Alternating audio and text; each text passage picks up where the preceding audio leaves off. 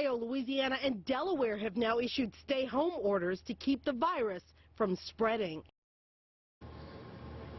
And this is something you'll want to look out for today. The CDC is expected to come out with some new guidelines for workers who've been exposed and want to go back to work. They can go back in a week instead of 2, the CDC will say, if they wear or have worn a mask. More details on that today. Melissa, Pete. All right, Tracy Potts live from Washington this morning. Thank you. And our next Daybreak continues non-stop at 6. Good morning, Western New York. It is just coming up on 6 a.m. on your Monday, March 23rd, 2020. I'm Pete Gallivan. And I'm Melissa Holmes. We've got a lot to get to this morning as we continue to bring you the facts and not the fear when it comes to the coronavirus pandemic. But before we get to that, we want to check in with Storm Team 2's Chief Meteorologist Patrick Hammer. Good morning. Yeah, when we were last together on Friday, it was 70 degrees, 65 to 70. Now we're tracking a little bit of snow. Yeah, a little bit. Most of it's already kind of come and gone. But still, we're getting some light snow down towards Ellicottville and Salamanca. If you're closer to the lake shore, the precipitation that comes our way for the rest of the morning and pretty much throughout the day will be light rain. However, if you get into the hills, there will be some snowflakes mixed in, but you can clearly see more light rain is coming our way. I know, kind of a drag. And this week, the theme will be unsettled weather, it appears. Notice we're above freezing, so it's going to be mainly rain, but in places like Bradford, Olean, Wellsville, of course, and then Ellicottville, cool enough that there will be some snow at times, especially this morning. So for today, hour by hour, we're in the low 40s, periods of light rain, maybe a few flakes this morning. We will time out the rest of the week because it's going to be a little bumpy. We'll have that forecast coming up. Thank you very much, Patrick. And if you're just waking up, here are the 3 big things you need to know this morning. Starting today, the state is mandating that 100% of non-essential workers work from home. Right now in Western New York, there are more than 75 confirmed cases of coronavirus.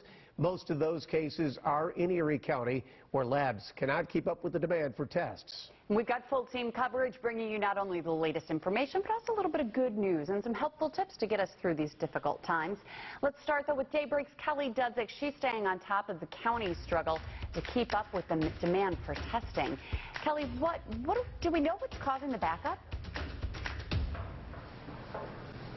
Yeah, Pete and Melissa, the county just doesn't have the kits back in stock, and it's waiting on the state.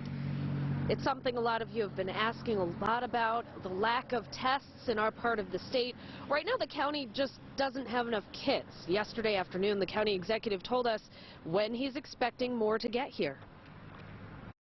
I was on the phone yesterday with my contact in the governor's office, who basically is the controlling the kits and their distribution, and we've had multiple conversations over the last few days. We are getting more test kits. We're hoping for a large batch actually to come in as well on Tuesday.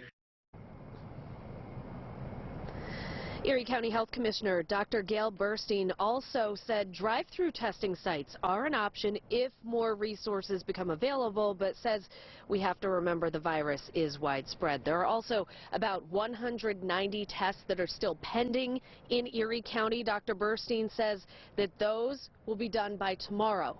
Live in Cheektowaga, Kelly Dudzik, Channel 2 News Daybreak. All right, thank you, Kelly.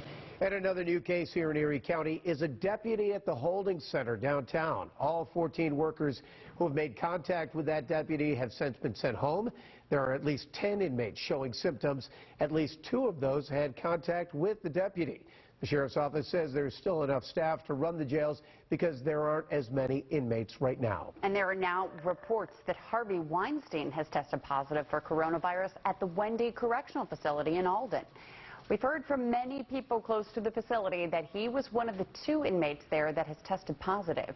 The Niagara Gazette was the first to report that news. Weinstein was transferred to the facility to start his 23-year sentence. And as for the other counties in Western New York, Wyoming County reported that 2 people at the skilled nursing facility in Warsaw have tested positive. The total number of cases are up to 3 in that county.